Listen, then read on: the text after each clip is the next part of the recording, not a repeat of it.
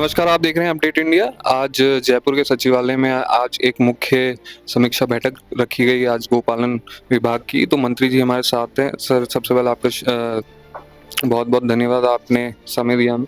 तो सर, ये जो आज बहुत अहम जो समीक्षा बैठक रखी गई है, इसके क्या मुख्य बिंदु रहे हैं सर आज? आज डेयरी विभाग की समीक्षा बैठक रखी थी और इस बैठक में हमारी जो विभाग की जो 2 साल की बजट घोषणा है, उन बजट घोषणाओं के क्रियान्वित के संबंध में चर्चा हुई। कई बजट घोषणाएं क्रियान्वित हो गई और कोई हो रही है और प्रगतिरत भी है, तो उसको जल्दी से जल्दी हम क्रियान्वित करके जैसे उसका कार्य हम जल्दी से पूर्ण कराए, इस दिशा में भी चर्चा हुई।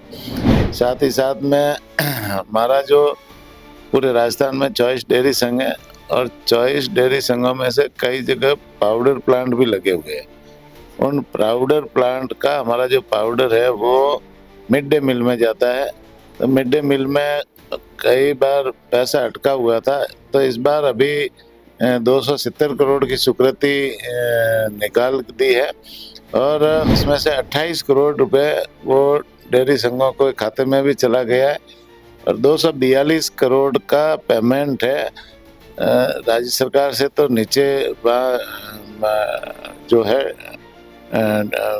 जिला शिक्षा अधिकारियों के खाते में चला गया और जल्दी से जल्दी वो डेयरी संघों के खाते में भी चला जाएगा। तो इस तरह से ये पेमेंट की प्रक्रिया भी चल रही है।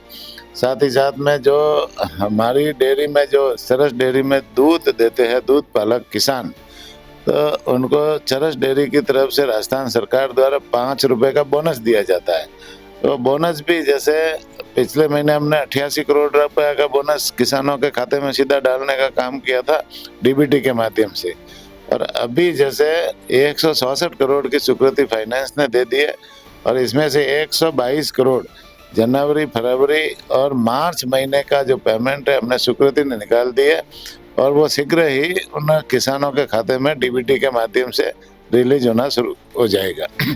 इस तरह से हमारे जो डेयरी संघ है, डेयरी संघों की जो वार्षिक आय है वो कैसे बढ़े और डेयरी संघ का उत्पादन कैसे बढ़े, इस दिशा में भी बातचीत हुई, चर्चा हुई और डेयरी संघों का विस्तार कैसे हो।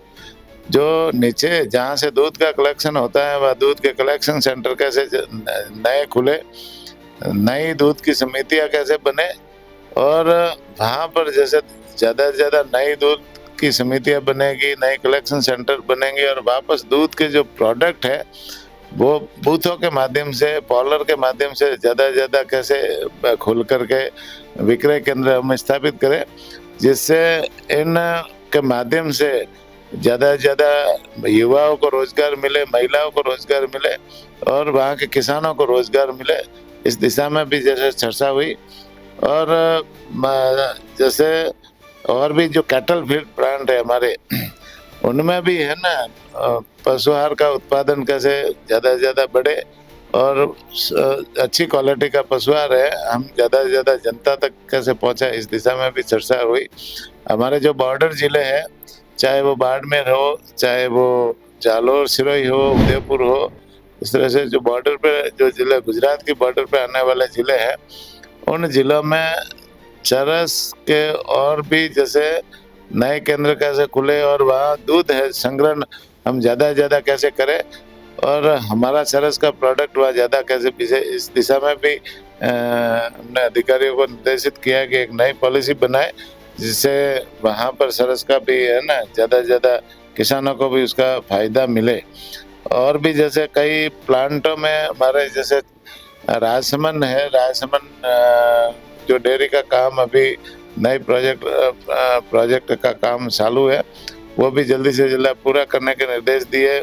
भीलवाड़ा में भी प्रोजेक्ट चालू है, उसे भी पूरा करने के निर्देश दिए और भी एनडीडीबी के माध्यम से जो भारत सरकार से जो हमारी योजना आती है, बीएमसी और अन्य जो भारत सरकार से आती है, उनको भी स्वीकृति के लिए हमने भेज रखा है, उनका भी पीछा करके जल्दी से जल्दी स्वीकृति कैसे हो, इस दिशा में भी चर्चा हुई।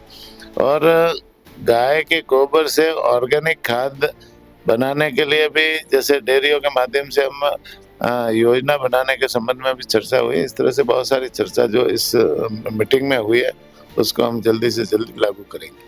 सर, जैसे आपने बताया कि काफ़ी योजनाओं पे आज समीक्षा बैठक हुई है। जैसे पिछले 5 साल का अशोक गहलोत सरकार का कार्यकाल देखें और 1.5 साल में आपने जब से भार सँभाला है, कुछ ना कुछ चुनौतियाँ ज़रूर आई होंगी। जब विभाग सँभाला, कुछ अपॉर्च्युनिटीज़ आपको दी होंगी।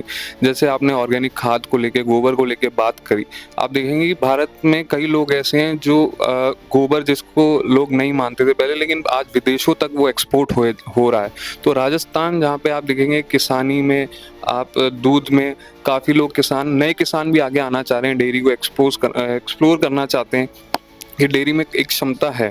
तो उसको लेके क्या रणनीति रहेगी सर, कि जो लोग नए किसानों की मैं बात कर रहा हूँ, जो लोग इंस्पायर होके या दूध डेयरी संबंधी जो प्रोडक्ट हैं, गोबर को खास करके जो ऑर्गेनिक प्रोडक्ट्स हैं। हमारा राजस्थान वैसे पशुपालन के क्षेत्र और किसानी के क्षेत्र में 70% लोग हैं इस व्यवसाय से जुड़े हुए हैं। जो किसानी का काम करते हैं वो पशुपालन का काम करते हैं, जो पशुपालन का करते हैं वो किसानी का काम करते हैं। एक दूसरे से आपस में जुड़े हुए हैं। और हमारी जो राजस्थान की जीडीपी है उसमें किसान और पशुपालक का बहुत बड़ा योगदान है। हमारे देश के लोकप्रिय प्रधानमंत्री माननीय नरेंद्र मोदी जी, हमारे सहकारिता मंत्री अमित शाह जी और राजस्थान के लोकप्रिय मुख्यमंत्री माननीय भजनलाल जी की हमेशा ये मंशा रहती है और कि हमारा किसान कैसे मजबूत हो, किसान की आय कैसे बढ़े, हमारे पशुपालकों की आय कैसे बढ़े, पशुपालक कैसे मजबूत हो। तो इस दिशा में हमेशा उन्होंने प्रयास किया है। काम भी हमारी सरकार है, दोनों जो डबल इंजन की सरकार है, दोनों काम कर रही है।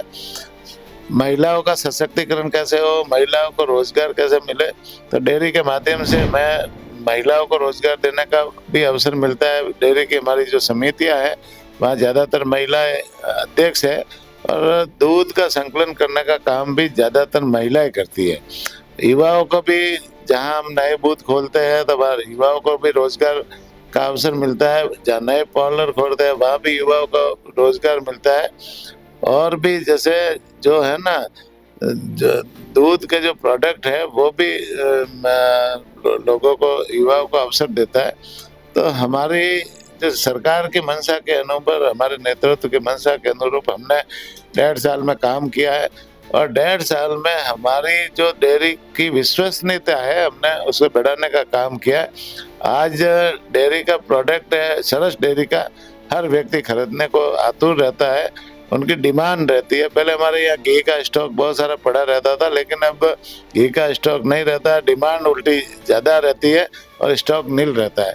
हमारा प्रोडक्ट भी हम बढ़ा रहे हैं और लोगों की डिमांड के अनुसार हम और भी जैसे उनका काम भी कर रहे हैं। साथ ही साथ में हमारे इस बार आपने देखा होगा दीपावली के अवसर पर हमारे राजस्थान में 180 टन मैट्रिक टन मिठाइयाँ बिकी और लोग चरस की मिठाई खरीदने के लिए हर काउंटर पर जाकर मांग कर रहे थे, लेकिन जितनी हमारे पास उपलब्ध थी वो सारी की सारी मिठाइयाँ बिकी।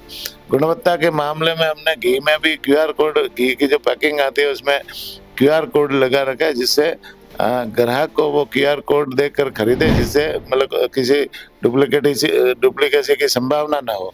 तो इस तरह से इस डेयरी को हमने और भी मजबूत करने का काम किया। गुणवत्ता के मामले में, भ्रष्टाचार के मामले में या अन्य चीज़ों में, क्वालिटी के मामले में हमने बहुत सुधार किया है। और डेयरी की साख जैसे राजस्थान में सरस डेयरी की जमी है और हमारी ये मंशा रहती है कि हम डेयरी के माध्यम से लोगों को क्वालिटीपूर्ण चीज़ें उपलब्ध कराएं, क्वालिटीपूर्ण सारी जो हमारी जो प्रोडक्ट है वो उपलब्ध कराएं, जिससे लोगों को उसका फायदा मिले। सर, एक आखिरी क्वेश्चन में रहेगा, जैसे दुग्ध संबल योजना के तहत जो सरकार आप सब्सिडी दे रही है गोपालकों को, तो उससे जैसे आप ग्राउंड में जाते हैं, कुछ किसानों का फीडबैक आपने लिया, कितने लोगों को फायदा पहुंच पा रहा है और किस तरीके से उनका जो व्यापार है, जो उनकी आय है, उसमें वृद्धि हो पाई है?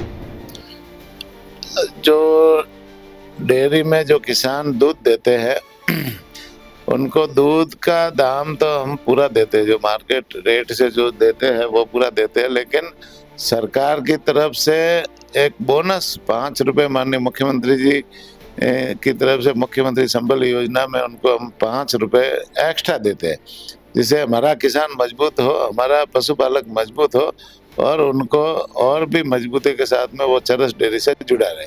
तो इस दिशा में हम 5 रुपए कब देते हैं। इस बार हमने 88 करोड़ रुपए 1 महीने पहले ही उनको डीबीटी के माध्यम से किसानों के खाते में डालने का काम किया। अभी हमने जैसे 164 करोड़ की फाइनेंस ने अभी स्वीकृति दी है और उसमें से 122 करोड़ की स्वीकृति आरसीडीएफ ने निकाल दी है, जिसमें जनवरी, फरवरी और मार्च महीने का जो पेमेंट है उन किसानों को 5-5 रुपए का उनके खाते में सीधा डालने का काम ये ईसीएस के माध्यम से होगा। वो शीघ्र ही उनके खातों में पैसा जाने वाला है। इस तरह से क्रम वाइज जो है, जैसे जैसे आगे भी मार्च के बाद में अप्रैल और मई का भी हम डालेंगे, तो ये प्रक्रिया चलती रहेगी। हम किसानों की मजबूती के लिए काम कर रहे हैं। ठीक है, धन्यवाद। तो ये हमारे साथ थे गोपालन मंत्री जोराराम कुमावत जी। जिस तरीके से आप देखेंगे आज सचिवालय में एक अहम बैठक हुई, उसके अंदर गोपालकों को लेके जो बड़े निर्णय लिए गए वो मंत्री जी ने खुद आपके समक्ष रखे हैं। मैं हर्ष पराशर, कैमरामैन जावेद के साथ, अपडेट इंडिया।